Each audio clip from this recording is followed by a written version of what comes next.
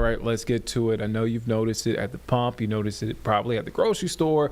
But we'll start here. And I'm reading this from NBC News. I want to read just a little bit of this. So the average price of a gallon of gas hit $4 today for the first time since mid-2022. That is right. That is right. This comes as, I don't know if you hear the boos, but this comes as the cost of oil surges during the Iran war. Now, in the month since the U.S. and Israel attacked Iran, the average price of unleaded gas has spiked more than $1 a gallon. Let's bring in Julie Kay, covering all things politics. Julie, I heard the flurries of boos and... We got 4 thumbs down. Hold on.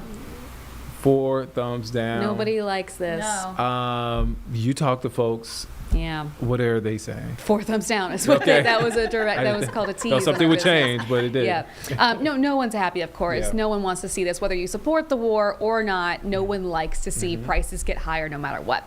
We did, of course, get a statement from Caroline Leavitt, White House press secretary, basically saying that once this war is over, this is short-term pain, then things will go back down to what she says are record lows that people were feeling before. That being said, we do not know when this war is going to end. We heard from Pete Hegseth, Secretary of War, at his first briefing on the war in probably about 2 weeks, and he was asked directly about, timeline here, and he couldn't really give us a good picture of when. He kind of referenced back to President Trump saying, maybe 4 to 6 weeks, maybe 3. There's no answer right now. And, that's not necessarily uncommon because, of course, they can't give us classified information. But what that says is there is no foreseeable future at this point of that ending. The Strait of Hormuz is still closed. That's where all the major trade routes go through in that region. That cuts off a lot of the oil supply to the rest of the world, including the U.S. That's why we're feeling this pain at the pump, essentially.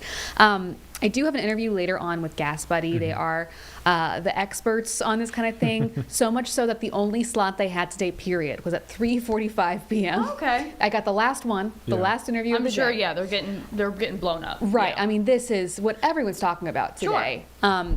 But I did also, I went to some gas stations and I talked to people.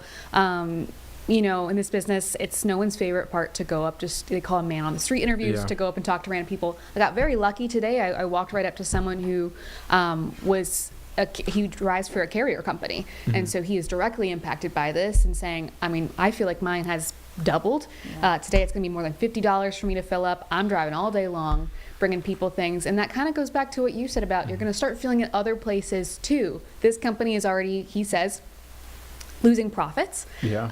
And so, they haven't passed that on to the consumer yet, but it's possible, and that's what I want to talk to Gas Buddy about, that other industries as well will start feeling the impacts, and therefore more prices could rise too when we're talking about groceries and other services. Farmers. Yeah. Think of all of their equipment. Most of it takes diesel, which is even more expensive. Yeah. And that's also experiencing the same spikes that were already bad for them too. Yeah.